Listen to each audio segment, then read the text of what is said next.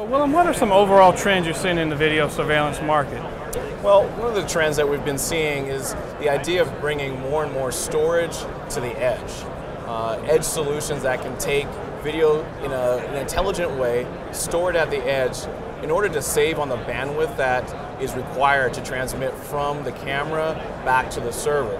So you see that in a lot of applications, whether it be remote monitoring or otherwise, that want to provide protection on all of their sites, but the cost and the complexity of taking all of that video back to the central server is cost prohibitive.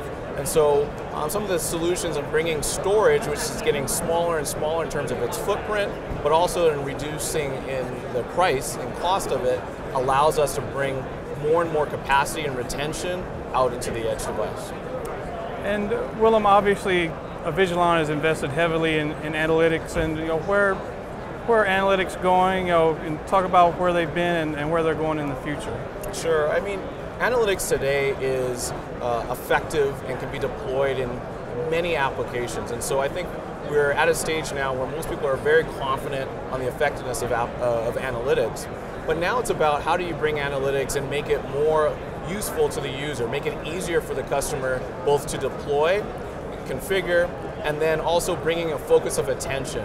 So there's a lot of innovation around analytics, around how to display the particular alarms and alerts that analytics can generate, bringing that focus of attention to the user so that they actually see the information they need to see at the right time, and then are more effective in responding to a particular incident or forensically searching video a lot faster and more efficiently.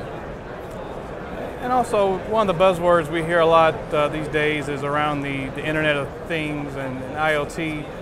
Where are things on that front? Well, IoT is a buzzword. However, I think a lot of people don't realize that they can be deploying types of IoT technology without really calling it an IoT deployment. So for example, we just talked about analytics.